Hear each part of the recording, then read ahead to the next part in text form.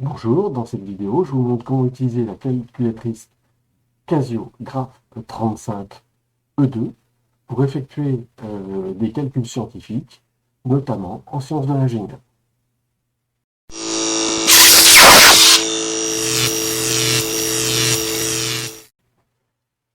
Alors pour commencer, on va s'intéresser aux différents modes d'affichage des résultats dans cette calculatrice.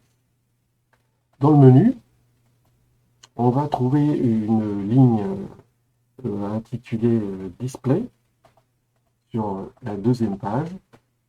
Et sur cette ligne, on va voir qu'on a la possibilité de régler différents modes d'affichage.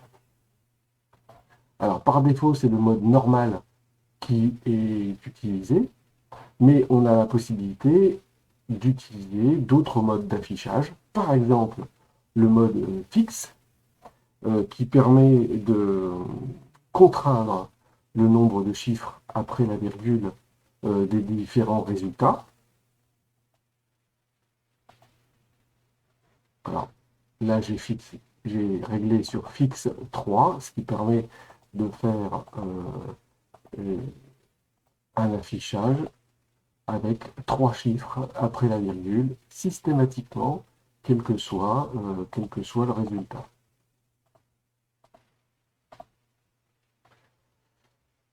Deuxième mode d'affichage,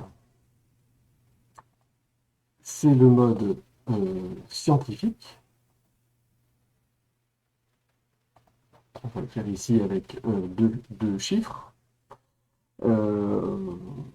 Alors, dans ce mode d'affichage, on va avoir un affichage qui va être effectué avec une mantis et un exposant. Là, ici, on a réglé une mantis avec 2 chiffres, plus un exposant. Donc, ce qui, bien sûr, va limiter l'affichage. Et bien évidemment, on voit ici l'effet réducteur de ces affichages. Enfin, et c'est le mode qu'on va utiliser ici pour un certain nombre d'exemples, on va revenir en mode normal. Par contre, on va activer le mode ingénieur en plus du mode normal. Donc on est en affichage normal pour les résultats. On pourrait combiner ce mode ingénieur avec le mode scientifique ou le mode fixe. Et on va donc maintenant voir les possibilités que cela va nous offrir. Alors, la deuxième chose qu'on va examiner ici, c'est la possibilité d'utiliser des multiples et des sous-multiples. Option, F6, F6, et on va maintenant faire F1 pour aller dans ECIM. Ici, on a une première page avec la possibilité d'utiliser des sous-multiples. Milli, micro, nano, pico, femto. Tous ces sous-multiples sont des puissances de 3, et donc on va de 10 puissance moins 3 jusqu'à 10 puissance moins 15. Sur un deuxième écran, on a les multiples de 10, d'abord de 10 puissance 3 à 10 puissance 15, kilo, méga, giga, téra, péta.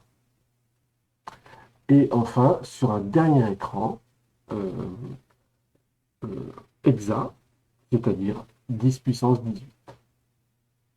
Enfin ici, on a deux touches qui correspondent à F2 et F3 qui vont nous permettre de modifier l'affichage ingénieur selon le besoin.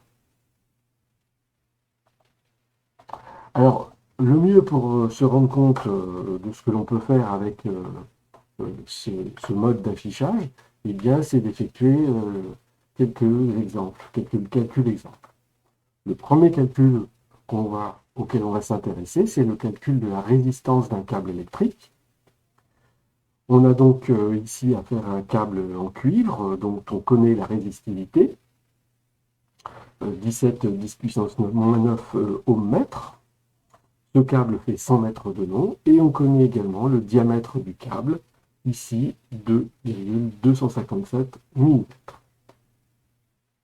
Donc à l'aide de tous ces éléments et en appliquant les relations indiquées, on va être en mesure de calculer la résistance totale de ce pied. Donc pour ça, je vais maintenant taper les éléments. Donc on va commencer par la résistivité. Donc 17 10 puissance moins 9 que l'on va multiplier par au numérateur 4 fois la longueur et au dénominateur pi fois d au carré. Mais attention, il faut que d soit exprimé en mètres. Donc ici, je vais indiquer que ma valeur, ce sont des millimètres, et je mets tout ça au carré.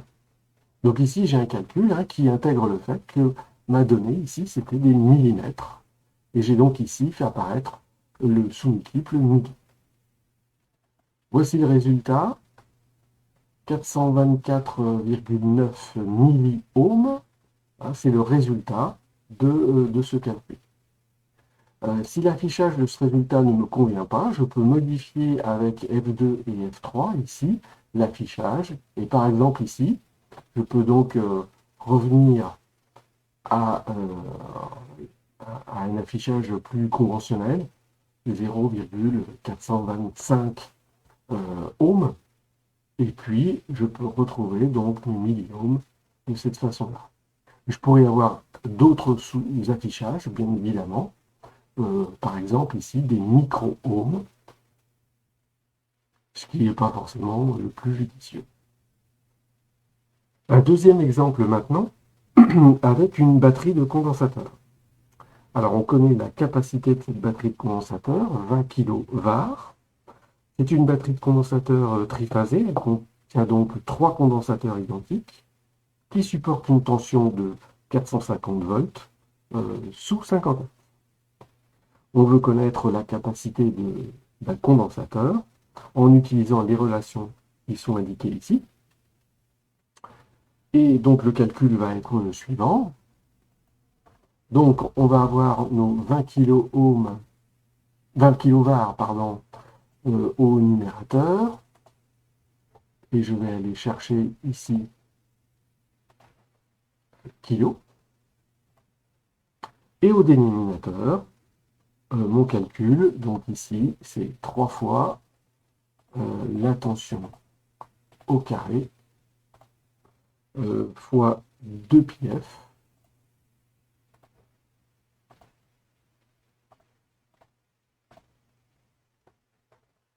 et le calcul me donne 104,8 microfarad pour la capacité des condensateurs qui constituent cette batterie de condensateurs. On voit grâce à ces petits calculs qu'il est très facile d'obtenir des résultats intéressants sans beaucoup de manipulation et sans se tromper dans les unités avec la Casio Graph35.